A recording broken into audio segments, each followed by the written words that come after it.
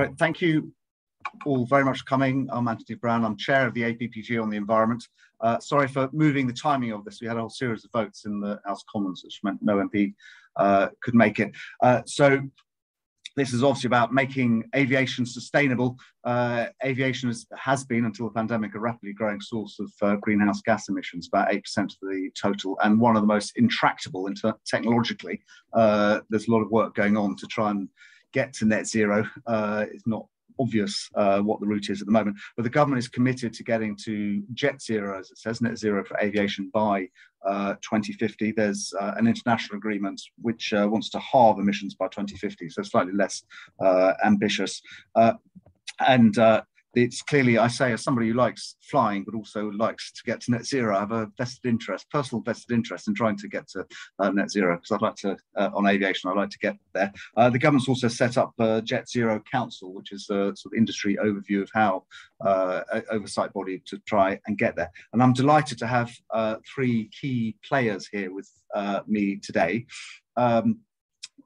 First of all, Cait Hewitt, who's the policy director at the Aviation Environment Federation, which is really a think tank on how to get there, both in terms of technology but also demand reduction.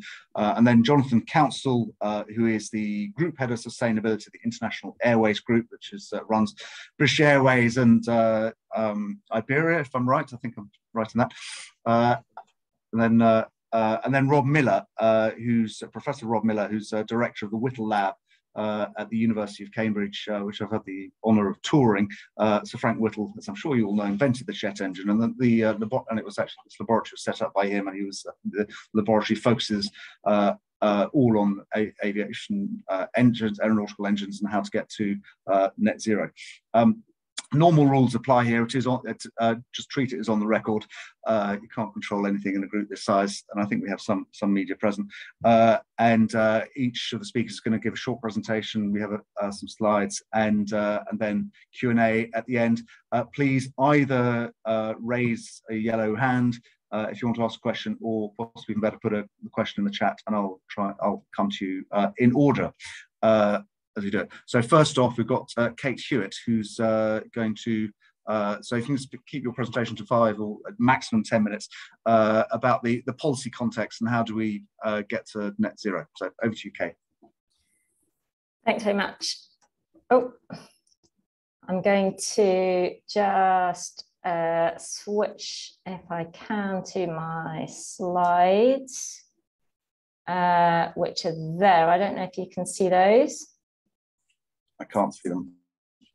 Okay, so let me try again, share screen. Here we go. Okay. Is that any better? Yeah, perfect. Great. All right, so thanks very much for the invitation to participate. We're really pleased that the APPG is hosting this event. Achieving net zero for aviation by 2050 is now the goal both of the UK government and of the aviation industry in the UK, but it's going to be extremely difficult. In 2019, just before the pandemic hit, the UK's civil aviation emissions were higher than ever before, so we need to see some really big changes. And that happened really primarily because first of all, unlike almost every other sector of the economy, there are no low carbon technology options for flying at the moment. And also because, as we've said, many people expect that after the pandemic, demand will resume growing. So what can we do about it?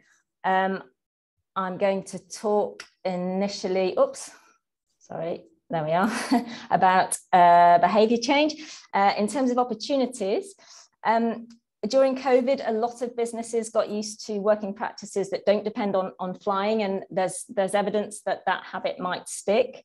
In terms of leisure travel, we could choose to reorient our tourism strategy towards domestic and near European travel and create incentives for doing that and disincentives for long-haul flight. And let's remember that 70% of flights in the UK are made by just 15% of the population. So behaviour change among that minority of frequent flyers could have a big impact on emissions.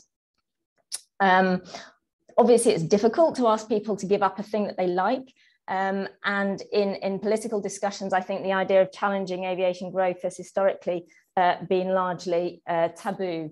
But you know, maybe that's something that we need to think seriously about changing. Here we are on in terms of hydrogen and electric planes. They could help to improve UK zero carbon domestic connectivity, but they're not currently ready for the market.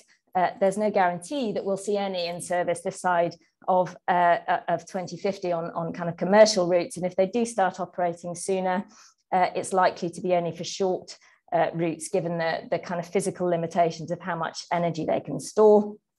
That's important because 95% of aviation emissions are from journeys longer than 500 kilometres. In terms of alternative fuels for aviation, these are seen by a lot of people as probably the only way to decarbonise long distance flying in time for the net zero deadline. But all SAF, sustainable aviation fuels, emit as much CO2 as kerosene once they're burned. The fuels that the industry is focused on really at the moment are waste-based fuels, which might help with recycling of energy, but which are not a scalable solution, nor a jet zero option, a net zero option, sorry, because there's no carbon capture in the process of using those. E-fuels, which are made from captured carbon, combined with green hydrogen, are better environmentally, but are not yet being produced and need very large amounts of renewable electricity and of captured carbon. I've included a slide here on negative emission technologies. No one really likes talking about these. They're seen as a bit grubby, I think, by a lot of people. And yet almost all aviation net zero models, including the CCCs, the one from the industry itself, assume very large amounts of greenhouse gas removals, balancing ongoing emissions from aviation from 2050 onwards, so there's 20 million tons plus. They could help to balance a small amount of remaining emissions by 2050, but we don't yet have these technologies in the UK, despite the fact that CCS has been talked about for decades. Carbon capture that's not directly linked to industrial plant is more difficult to deliver. The most environmentally attractive option is direct air capture of carbon, but the biggest plant in the world currently doing that captures about 4,000 tons of CO2 per year. So we would need thousands of those plants, each with a small wind farm probably attached, to remove all the anticipated emissions from aviation in the industry's roadmap by 2050. So in terms of conclusion, given where we are with technology, we are very unlikely to achieve jet zero without also reducing the scale of the problem. So we should be planning for significant demand side measures of behaviour change alongside investment in radical technology to have the best possible chance of reaching net zero aviation in the UK by 2050. Okay, thank you very much. And that's probably a timing thing there in terms of behaviour change and technologies as well, since technologies might take time. So coming now to Jonathon Counsell, as I said, who's Group Head of Sustainability of the International Airways Group, which owns BA, a member of the Jet Zero Council. So how obviously your company depends on, I think you're committed to net zero by 2050. Your company's existence depends on getting there. How do you aim to do that? Sure, no, and thank you for the invitation. Yeah, and we were very happy to get the ball rolling. So we committed to net zero emissions by 2050 back in 2019, following the IPCC report a year earlier. And, you know, and it's not about IG, it's about the whole industry. So we focused on trying to get the rest of the industry commit to that, because we realized we're not going to get the policy support unless there is an industry-wide commitment. So Sustainable Aviation committed in January 2020, the One World Alliance September of the year, European Airlines February last year, and IATA in October of 2021. So we are the only industry that is globally committed to net zero emissions by 2050. So that's great. Now we've got to focus on how we're going to deliver it. So we've produced roadmaps So there's one produced at a global level called Waypoint 2050, at a European level, and also in the UK here by Sustainable Aviation. And our view is there's no one single answer. There's no silver bullet. We need a whole mix of solutions. Cait talked about some of them. I mean, overall, most of the proportions of the different options are similar across the major roadmaps. And if I just outline what those are. So first off, technology. So if we talk about new aircraft and engine technology, disruptive technology such as hydrogen-powered aircraft and hybrid electric aircraft, we believe that can deliver 40% of our reduction by 2050. Now, I agree with Cait that certainly some of the more disruptive technologies like hydrogen, they are further away. I'm not as pessimistic as saying 2030. I think the general view is by the mid-2030s, we'll start to see the first aircraft in commercial service, and they will generally be for shorter haul services. So we think those technologies will enable sort of decarbonisation of flights of up to 1,000 kilometres and about 150 seats. And then beyond that, we get to sustainable aviation fuels, and this is an area I've been working on personally for almost 15 years, as have a number of other companies, and it's quite exciting to see the momentum that we've seen in the last 2 to 3 years. So we're actually seeing the first dedicated sustainable aviation fuel plants come online now. The level of production is low. And it's always the way with any new energy technology, it takes time, but we're seeing a convergence around, we believe as an industry, we can get to 10% by 2030. Now, some might say 10% doesn't sound a lot. That is 30 million tons of sustainable aviation fuels. It's 300 plants. It's $250 billion of capital. And the important point, the first 10% is always the most difficult. It's almost more difficult than the second 90%, because that's the highest risk.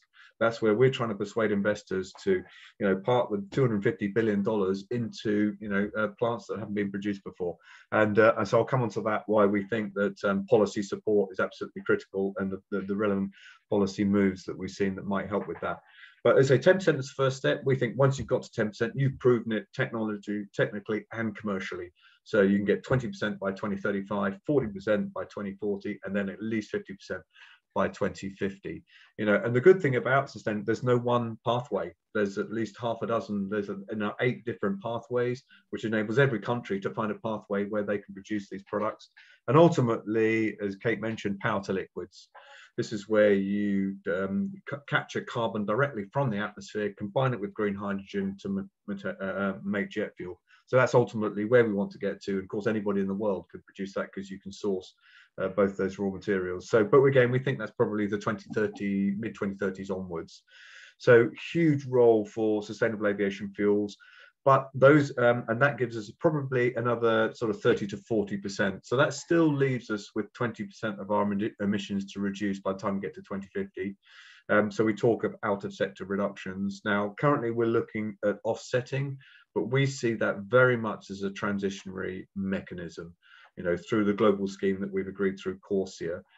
Ultimately, we want to get to greenhouse gas removal technology, and the sooner we can start making that transition, the better, which is why we're working with ICAO and governments around the world to say, look, we should start to be migrating towards carbon capture and storage solutions sooner rather than later. That's why we're part of something called the Coalition for Negative Emissions in the UK, and we fully support the government's move to invest in facilities, because we think the UK has a unique advantage, in terms of possibilities to store carbon, in places where we've extracted fossil fuels in the past. So that's sort of a quick, but for the 2020s, we absolutely see the focus is on sustainable aviation fuels. This is the thing that we can do in this decade to start reducing our carbon emissions. And we know it's the only viable solution for long haul flying.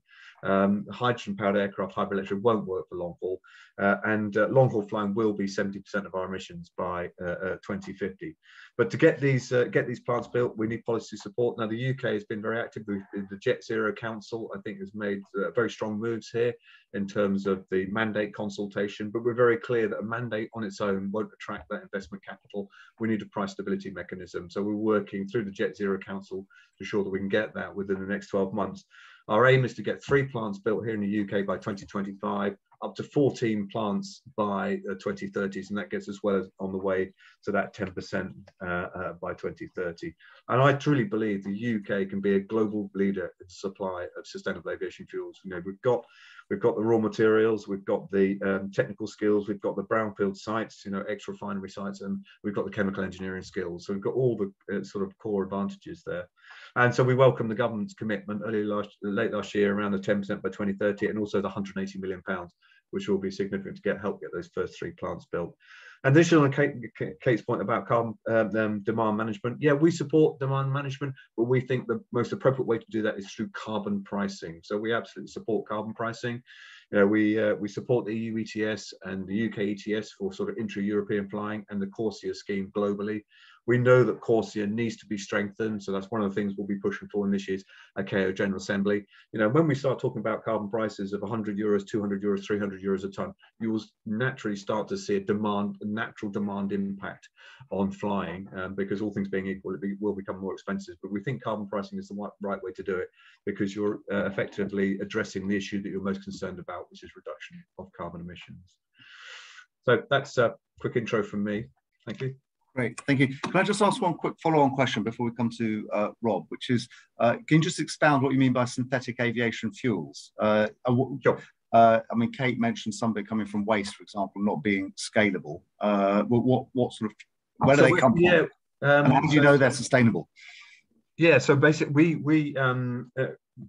when we assess sustainability, we use independent criteria and independent bodies. So it's not us saying they're sustainable. It's basically, you know, we use international standards. So, for instance, the Roundtable on Sustainable Biomaterials, which is generally reckoned to be the sort of gold standard in sustainability assessment. So we use their assessment frameworks to determine whether any of our, and of course, all of the regulatory policies that we see, be it the EU Emissions Trading Scheme or CORSIA, you only get credit against those schemes if your fuels are sustainable. So there's absolutely no interest from by the airlines, the investors, the producers to produce anything that is unsustainable, because not least, well, morally it's the wrong thing to do, but you're not going to get any investment, you're not going to get any incentive credits either.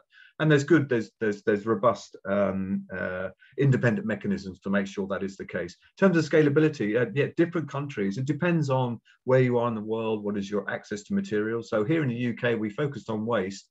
So to give you some high-level numbers, on the first plant that we're looking at constructing on Humberside, it will take 500,000 tonnes of municipal solid waste every year. Now in the UK, we still put 15 million tonnes into landfill. You know, so there's still, we feel, you know, you could produce at least 10 sustainable aviation fuel plants from the waste that we're currently putting into landfill.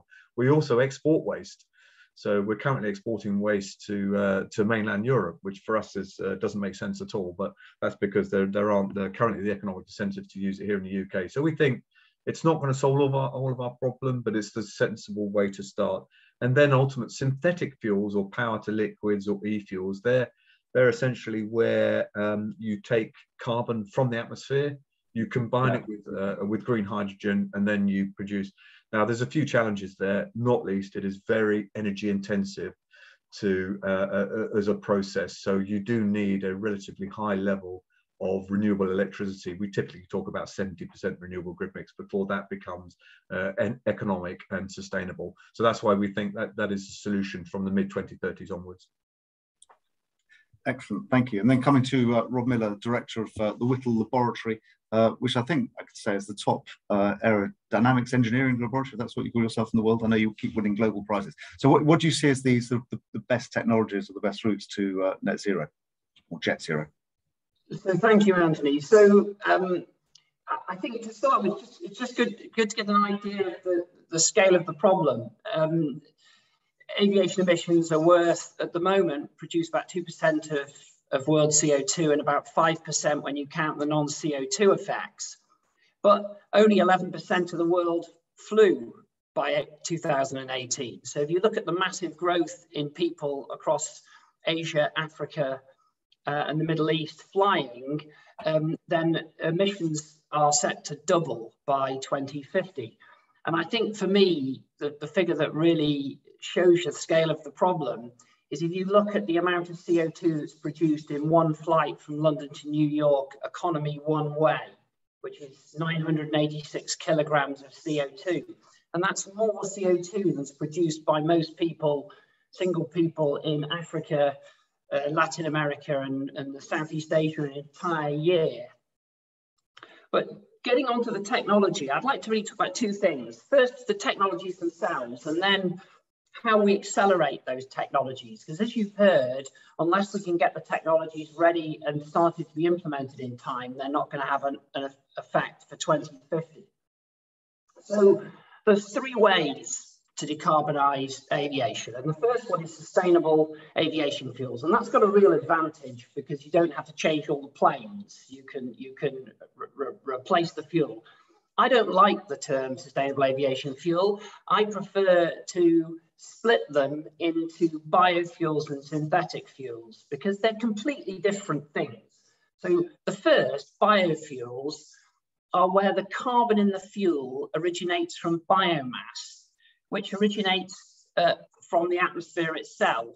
And that acts to cancel the fact that you've grown those crops, the carbon during flight. They have the advantage that they can be made from a large range of feedstocks, and you can already buy them in small quantities. However, biofuels are never net zero because of the energy requirement during the production and the emissions created during that process. In addition, the ability to scale the production is limited by the incredibly large land area requirement for biofuels.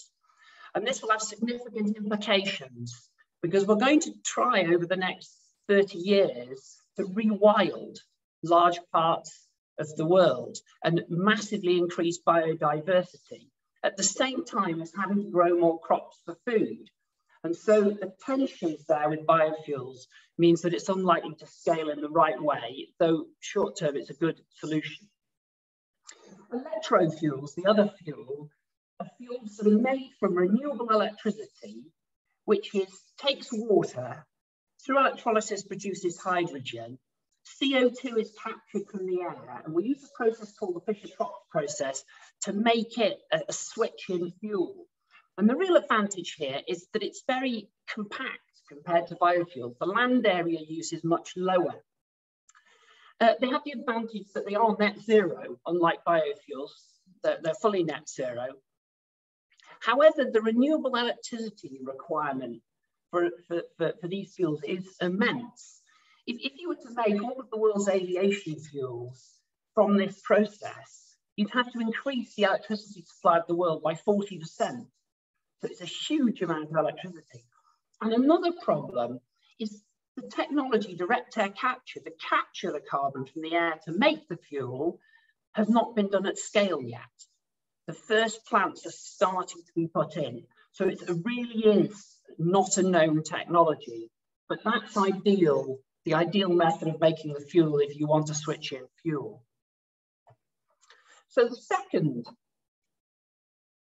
solution is a hydrogen aircraft. And hydrogen would have no CO2 at the tailpipe, which is an advantage. It takes about 25% less electricity than the synthetic fuel route. So it does have a benefit, but not a massive one. The hydrogen will be stored on the planes probably in very cold, in liquid tanks.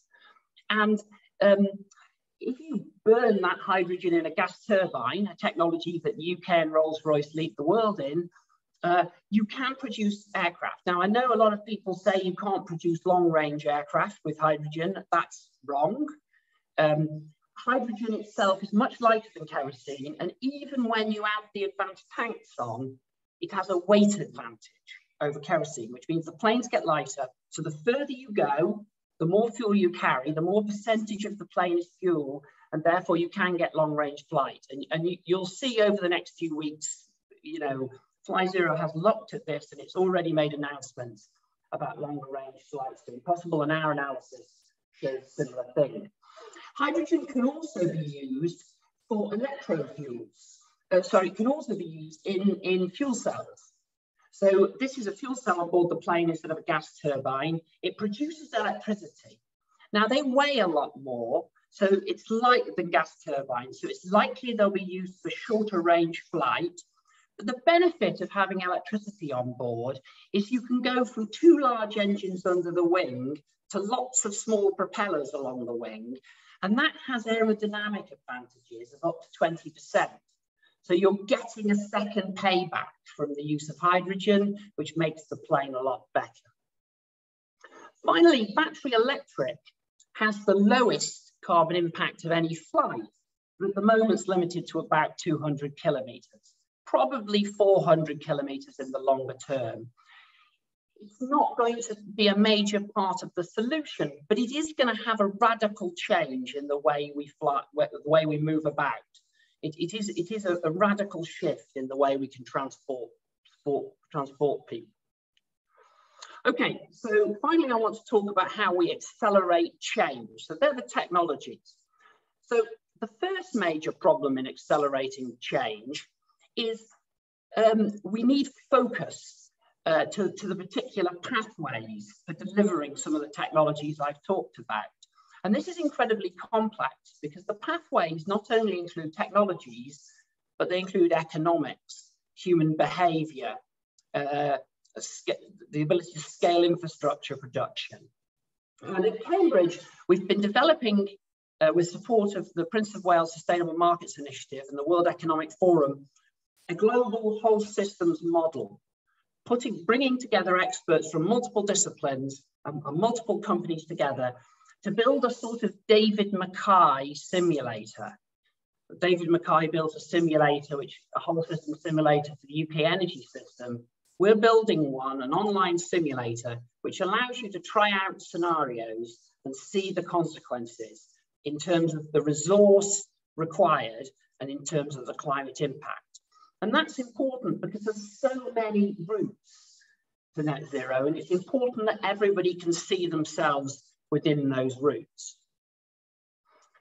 We showed that simulator for the first time at COP, and it should be going live in the next 6 months. The second problem, I call the 210s problem. It takes 10 years to take an idea at the moment up to a technology readiness level where it could go on a plane. And then it takes 10 years to take that technology and put it into an aircraft that's on the market. And the reason for that is because the aviation sector is highly siloed at the moment. It's set up for steady state. It hasn't really changed for 40 years. And I would argue what we need is a warlike mentality to target these 2 10-year timescales and bring them down. During the war, a lot of the aircraft projects were cut down dramatically in time, and we need the same sort of focus. And finally, in Cambridge, we've really focused on that first 10-year timescale to get the technologies up to a point where they can go on a plane.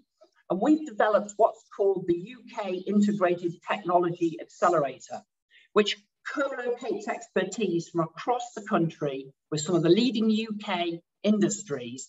And the aim is to cut by an order of magnitude the time it takes to take those technologies and demonstrate them at a point where they can go on an aircraft. We've raised half the money for that of the 50 million. We're looking to raise the other half.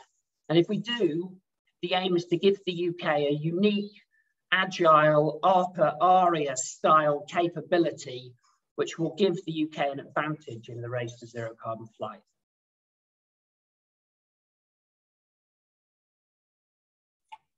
Excellent. Thank you very much for that overview. And I think we all agree that if you can get to net zero more quickly, that would definitely be a good thing. Net zero aviation. I'm actually going to come to Andrew Slew first for as a question. He's obviously fellow MP and I believe Andrew, chair of the APPG on sustainable aviation. Is that right? You had a question. Yeah, I had the first debate on the work of the Jet Zero Council and also came with you to see Rob's incredible laboratory. I'm delighted to learn you've raised half the cash for the Technology Accelerator. Yeah, I was talking to Luton Airport last week and I was just trying to get a bit of a feel as to whether EasyJet was still on track for their announcement a few years ago that they would have UK short-haul flights, so say Luton, Edinburgh, in electric aircraft by 2027. and they were a little bit cagey, but they didn't seem to indicate they thought that would be a problem. That was still on track, and also indicated that smaller sort of private jet companies, which we have at Luton, are Harrods Aviation, would you believe it, and Signature Aviation, and I think good developments there. So I just wondering, I know this may all be commercially confidential, but I just wondered what the feeling was about UK short haul. I say there was a press release by EasyJet. I don't think they've retracted it. Be interested whether IAG and BA, your short haul in the UK, whether you are on that sort of timetable as well. So just really a bit impatient to start seeing some of the smaller aircraft. I know Uber are talking about these helipacks, aren't they, from the tops of buildings? We're all going to hover, you know, like Battersea helipad type thing, but there'll be, you know, jetpacks like a James Bond film or something, won't they? So I'm just really looking for an update on where that sort of lower level, lower scale, smaller size technology is before we get on to the bigger aircraft, please. Okay, no, sure. Thank you, Andrew. Jonathan. Yeah, no, I can talk about what we're looking at and the partners we're working with in that area. I mean, there are around the world, I think there's over 200 startups, both in the hybrid electric and hydrogen aircraft area, and there's been a number of test flights. So we know that Zero Avia carried out their hydrogen fuel test on their 6-seater last year, and they're getting close to a 19-seater test flight in the next few weeks. But our view is, I mean, in terms of the short-haul aircraft that we fly, typically the A320, so 150, 180-seater, I don't think we'll see commercial aircraft of that size in service until the mid-2030s, 2035. And that aligns, you know, Airbus made their big announcement in the back of 2019 around their hydrogen strategy, and that's the timeline that they're working through. I think we will see maybe smaller aircraft entering into service prior to that, but that's something that we don't currently operate as a business. So we're not. Our current role is to support as many startups as we can to accelerate the development of what we call a typical short-haul aircraft. But the timing for us on that, as I say, is the mid-2030s. So Rob or Cait, I don't know if you've got anything to add to that, Rob. Yeah, I agree with what's just been said. So there's a lot of battery electric companies who are planning flights within the next sort of 2-3 years. So you're going to start to see a lot of those. As I said, the upper range of those is probably 200 kilometers. So they're not going to, that's a very small section of the market. Airbus Zero E has been said. That is probably, they say they'll have a hydrogen aircraft on the market by 2035.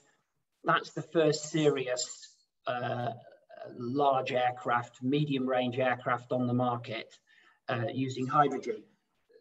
But watch this space. There's a lot of companies who are looking at the small regional or even larger regional market and are coming up fast using hydrogen and fuel cells. And it's hard to know when they're going to have something commercial and available, but they are disrupting the market. Great. Thank you so much. Cait, do you have anything to? Not really in response to the question, other than perhaps to say that you know, we absolutely welcome. I think the government recognises that sort of decarbonisation of these short-haul routes is probably going to be technically feasible much earlier than for the long-haul routes. Hence, consideration of a kind of 2040 target for decarbonisation of sort of domestic aviation, at least. I suppose if it was possible for us to, you know, in terms of how that fits within the bigger picture of decarbonising the whole of aviation by 2050, what can we do about that? We could capitalise on perhaps some of those technologies being possible by also looking at this kind of destination shift idea of, you know, encouraging people to take their holidays at destinations that could be reached through sustainable means. And if in future that can include you know, zero carbon flying, then that should be part of a you know, sort of positive picture about the future. Thank you very much. So coming to the first question for Camilla Hodgson. Do you want to ask your question, Camilla? I can see you're there. Could you just say which where you're from, which organisation you're from? Yeah, sure. Thank you. I'm from the Financial Times. Question for Jonathon. Curious about this behaviour change idea and changing demand. How much do you expect demand to decrease by 2050, if at all, as a result of carbon pricing? And do you anticipate also policies or regulation that would push down demand in addition to that? So yeah, there's two roadmaps that I would refer to. So the first is that was produced by a consortium of aviation companies in Europe. So it's called Destination 2050. We can send you a link to that. So that was published about a year ago. And in that, they forecast that demand reduction would be about 12% by 2050 due to carbon pricing and sustainable aviation fuels. So that's their assessment. The other is the Sustainable Aviation Roadmap that we updated that last year. Slightly different assumptions around, so the European roadmap had some assumptions around what the level of SAF mandate would be. So it had a bigger impact of demand reduction through paying a premium for sustainable aviation fuels over fossil fuels. We didn't have that in the Sustainable Aviation Fuel Roadmap, so we purely modeled the impact of carbon pricing. So that will be a global carbon pricing mechanism through ICAO. So the demand reduction there by 2050 was 6%. So it is starting to be modelled in all of our roadmaps. And of course, it depends on the assumptions that you put in there, but we absolutely assume that it has to be and will be part of the mix. Cait or Rob, do you have comments on demand reduction? Yeah, Scale of it. Well, in terms of carbon pricing, I suppose I think that there's a very, very big gap at the moment between the kind of carbon pricing that you would need to have a significant impact on demand and what is currently in place in policy. We've struggled for many years to just agree mechanisms for doing this for aviation. It remains the case that for the majority of flights, no taxes are levied for the fuel that's used, and there are no charges for the carbon that's produced. So for flights within the EU, there will be this sort of carbon price attached to those going forward, even as the UK leaves the EU ETS. For flights outside the EU, the Corsia scheme, which took many years to put in place, it is unlikely to see to have any impact basically for a number of years now, due to the kind of low baseline that was the low level of ambition that was set for that. And now, the pandemic means that it'll take a number of years for aviation demand to even get back to where it was before the pandemic. So that remains a big problem. I think we can talk about this in terms of economic terms, economic ambition, and how it would be great if everything were done through kind of markets and carbon pricing. The reality, political reality, is very different, and the urgency of action means that we can't just rely on those mechanisms, in our view. Yeah, I personally believe carbon pricing should be a real priority for the government, and it is absolutely true that aviation fuel is massively undertaxed, indeed not taxed at all. I want to come to James Beard's question here. I don't know, James, if you want to ask your own question from ECF, which I believe is the Europe Climate Foundation, is that right? Yes, that's right. Thank you very much, Chair. I just wanted to ask the panellists, I mean, Cait raised a really important point earlier, which is that the biofuels are not carbon free. They do emit carbon when burned, and the same with e-fuels. And similarly, hydrogen isn't emission free either, because water vapor is a greenhouse gas too. So I was just wondering if you've investigated green ammonia at all, which if you put a catalytic converter on it, you do get NOx emissions, but you can get rid of those with the catalytic converter. Have you investigated that as a possible zero emission fuel for long haul flight at all? Probably Rob first, and then maybe Jonathon. Yeah, so you're right. First of all, that there's far more things that have to be considered than just the CO2. You've got the NOx effects, NOx effects. You've got the water vapor effects. You've got soot, and you've got contrail formation. And there's we know very little about some of those. So we have the uncertainty on the effects of contrails from kerosene aircraft. By contrails, I mean the water vapor that's left behind forms cirrus cloud, And that cirrus cloud changes the way the Earth absorbs heat and reflects heat, and that effectively causes climate impact. And the uncertainty on that is still quite large. If we move to hydrogen aircraft, there's more water vapor, but we know very little about whether that will be a larger or a smaller effect than for kerosene aircraft. So that's a massive uncertainty. And the effect of contrails is at least as big, we think, as the CO2 itself. So that's really difficult. So coming to how you get rid of those other effects, fuel cells, hydrogen fuel cells, have a real advantage in that they operate at much lower temperatures and they don't produce NOx, and the water coming out of them may well come out in a liquid form, which means that they may be able to stop contrail formation. But again, we know very little about that. And the weight of those fuel cells means that they're sort of potentially not as ideal as a gas turbine for flight. Now, for green ammonia, ammonia is difficult to burn on board, so you have to crack it in some way. And there's quite a lot of work going on that with, I know Reaction Engines is working on that. And at the moment, there is some work going on ammonia at the Whittle lab, but I can't comment on the results, I'm afraid, for commercial reasons. But it is an interesting area. So, Jonathan, have you looked at green ammonia at IAG? No, every company that we talk to, they're not yet convinced. I think it's very early stage, TRL1. So currently it's too early for us to, I mean, if there's potential, we're very happy to look at it, but I think it's very early days versus some of the other technologies that we're focusing on. Okay, thank you. So coming down my list of questions to Doug Parr, who I know is the Chief Scientist of Greenpeace. I want to ask you a question. Bob Harris, I saw your hand up. I'll come to you in a minute. Yes, that's correct. Thank you, Anthony. So I want to ask a question about policy response as we are currently situated, which is that the big prize in this, as I think everybody's pointed out, is that long haul is where all the CO2 is located, or a lot of it anyway. So until we can crack that, there's going to be a substantial CO2 footprint and, of course, non-CO2 footprint of aviation. But at the moment, there's nothing that is certain about any of the technologies that are going to deliver at that in that space. So what should the policy response be at the moment, given that we don't know whether any of these things are going to work?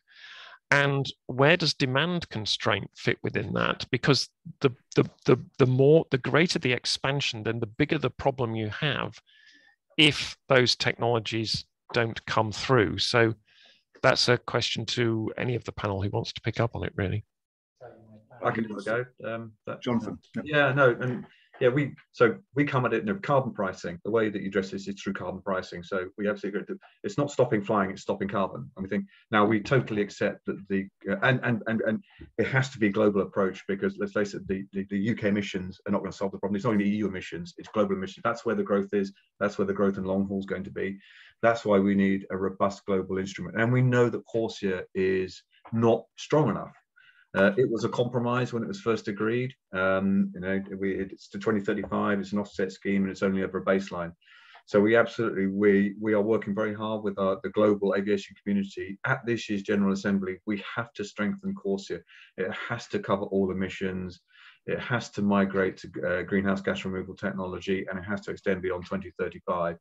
So I think that's the way that, if we're talking about addressing global aviation emissions, this is the mechanism. But I will remind people, we're still the only industry that has any form of global carbon pricing instrument. Now, it is weak. It was a compromise, but I think at least we've got the basis. And if we can all work together to get to strengthen it, and I think there is growing a commitment again through the government's. We welcome the government's International Aviation Climate Ambition Coalition. I think we're up to over 50% of global aviation now. We've got the mechanisms to try and get that commitment through ICAO to strengthen the global carbon pricing mechanism for aviation. And I think that's the right way to address it.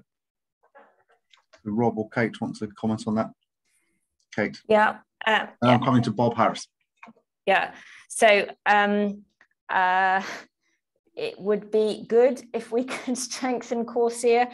At the moment, the scheme is due to offset, or it's a scheme that requires an offsetting of emissions above a 2020 baseline. As I say, it'll be a number of years before the aviation sector even hits that baseline. So there will be no carbon pricing for CORSIA for several years at least, and it's a scheme that's agreed to end in 2035.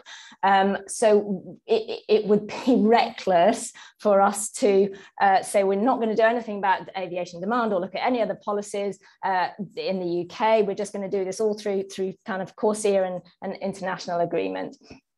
The other thing to say is that if carbon pricing were to be effective, if we were to get anywhere near the kind of carbon prices that would actually start to impact on, you know, airlines' technology choices, or you know, the interest of airlines in investing in kind of carbon removal technologies, or to impact on demand levels, any of those things you would hope would happen in a sort of well-functioning carbon market. If any of those things actually were to happen, then we wouldn't need the kind of airport capacity expansion that is currently in the pipeline, that's currently in the planning system. So we should be making planning decisions that assume that carbon markets are so effective in the future that you know, demand for aviation will probably fall anyway.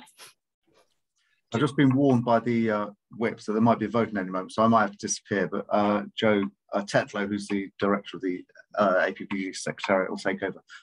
Rob, you're trying to get in. If you keep your answers short, because we're running short. Two very quick points. So they're not policy, but they're what may affect long haul. So the first one is, if we move to synthetic fuels, the price of fuel will go up by a factor of 4 to 6, and that is going to be a big deterrent in itself. The other second thing, if you want to act quickly, we understand that contrails may be as larger effect as the CO2 component or larger. We have very little understanding, and that is something through avoidance that if we realize it is causing a problem, that we may be able to switch off earlier. So both of those two things, I think, in long range flight will have a significant impact. Right. Coming to Bob Harris, your question. Yeah, very quickly. When Hawker Siddeley closed down in Kingston about 30 years ago, was funded by a small group to work with the unemployed from there. And one of the technologies we were looking at was a mixed gas of hydrogen and oxygen, where you we burn it. We brought in technology from China, was successfully able to burn hydrogen and oxygen. It wasn't dangerous. Is anybody considering that as a fuel source? Mixed gas. It actually works with implosion rather than explosion, so the engines run cold. Interesting idea. Rob. I don't know. If you send me some information on it, I'm happy to have a look at it. We don't know. So the two areas, the two mechanisms we're looking at for hydrogen is through a direct combustion of hydrogen with air and in fuel cells. So they're the only technologies we're looking at the moment with hydrogen. So I'm sorry, I'm not more help on that. Okay. Okay. And then Werner Vissanen. So I'm not going to pronounce your name right. If you just say where you're from as well, which organisation? Yeah, I'm Werner Vissanen from the Green Alliance. And my question was about demand reduction and the non-CO2 effects. So there was a recent research done at Oxford that suggested gradual reduction of flights by 2.5% each year until 2050 would mean we could eliminate the warming effects from aviation without any additional technology, and crucially without actually stopping flying altogether, just gradually reducing it over time.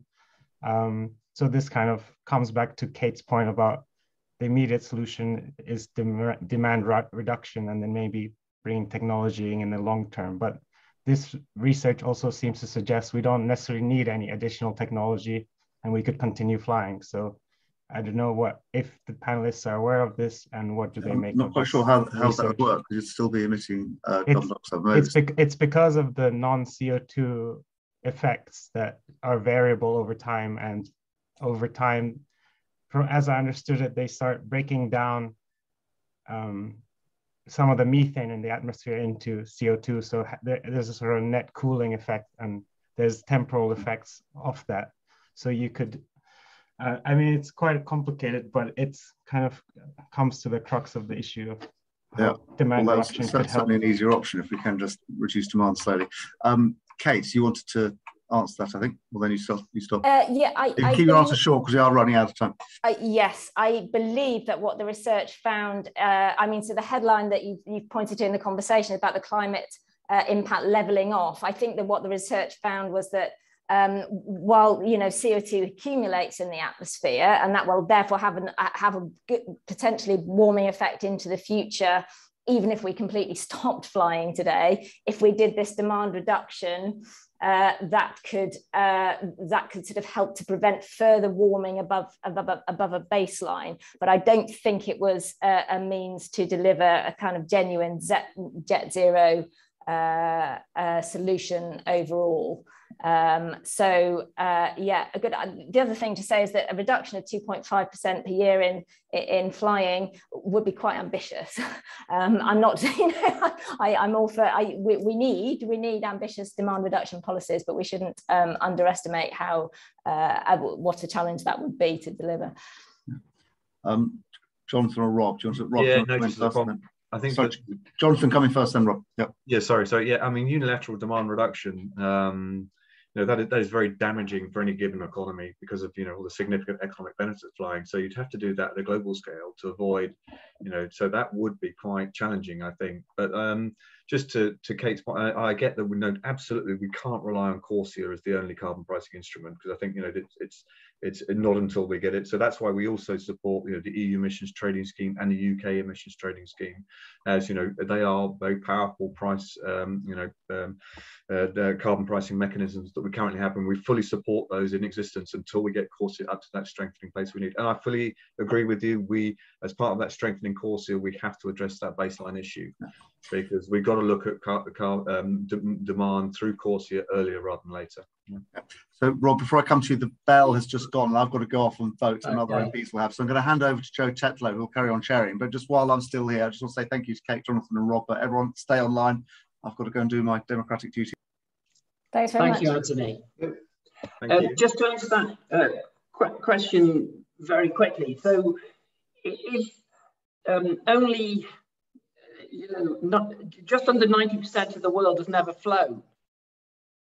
So I believe in the West we will fly less, but I still think the overall demand globally will rise, and it's to be fair about access to flying while having an overall demand reduction where nearly 90% of the world never flown is a very ambitious thing to do. That would mean stopping nearly all flying in Western Europe and North America.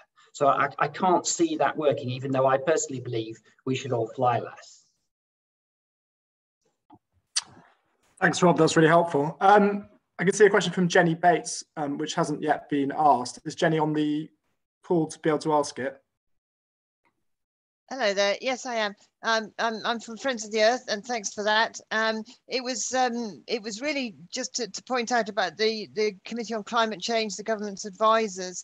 Their advice is that we should have no net airport expansion in order to meet our climate targets. And I wondered the panel's view on that, because the government haven't yet committed to that. And do you think the government should commit to that? And I had a point in the chat about how some analysis by us has shown that basically if we did share out what flying can be done in the UK more fairly, then everybody could still take one short haul return flight to near Europe more or less every year. So that's just within the UK rather than what Rob was talking about globally, but even just sharing out what we can do. But yes, the main question was, do you think the government should adopt the CCC's no net airport expansion at least? In other words, if Heathrow was allowed to go ahead, somewhere else would have to cut their capacity. Thank you. If we can go to Jonathon first on that, that'd be great. Yeah, I mean, we support the overall CCC principle that growth in flying should only happen if it can be shown to be sustainable. Now, the latest CCC analysis shown that with their assumptions, 25% growth is allowed between now and 2050 to still enable delivery of net zero emissions. The SA analysis shows that the Sustainable Aviation, the industry consortium, shows that that could be 60%, and that is because we are, we believe, less pessimistic about the opportunity around some of the technologies, and the biggest one is sustainable aviation fuels.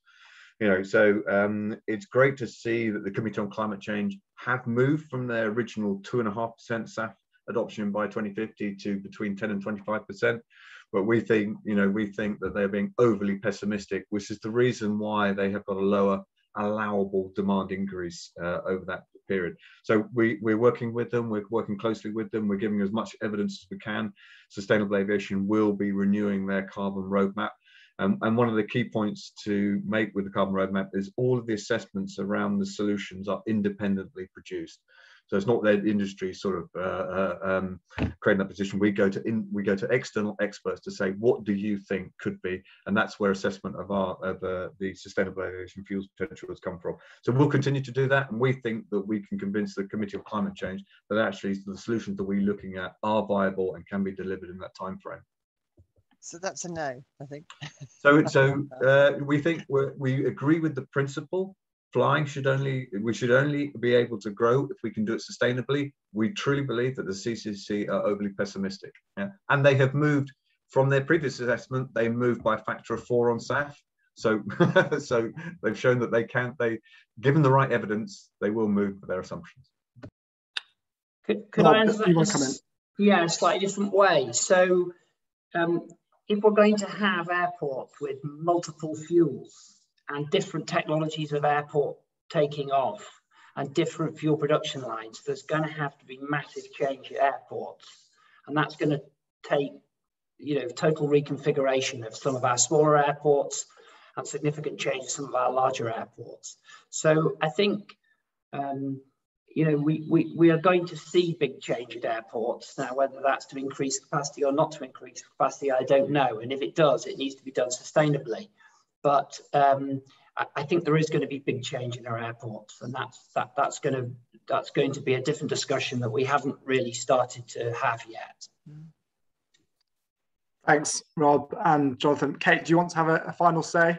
Yes, we should absolutely stop expanding airports in the UK. We've got such a big problem here already that the idea that, before we've worked out how these things are going to come to market, how we're going to price them, all the rest of it, we're going to go ahead and grow aviation. Yeah, every flight that takes off today is releasing CO2 in the atmosphere, which is going to stay there for hundreds, maybe thousands of years. We absolutely have to draw a line in the sand when it comes to airport expansion. And yeah, there is a great demand. One final thing I want to say is that the CCC's modelling, which assumes a limited amount of growth between now and 2050, is based on the assumption, as I said earlier, that you've got 20 million tonnes plus of carbon removals happening every year by 2050. No one at the moment knows where they're going to happen or who's going to pay for them, and if the cost of doing those removals were to be incorporated into flight tickets, you wouldn't see that amount of growth, I believe. But no one, that's a question that I don't believe anyone's addressing at the moment and needs to be looked at urgently. Right, well, we've hit 6 o'clock and we've been on for an hour, and just want to say thank you to, and I don't think there's any more questions, but thank you to all the speakers today, to Cait, to Jonathan, and to Rob. It's very kind of you to join us and to provide us with such an interesting session. And thank you to all the guests for providing questions. It's been a great session, and the recording will be made available online for everyone to see, and we'll send that around. So thank you, and have a good evening and rest of your week. Cheers, guys. Take care. Thanks very much. Thank you.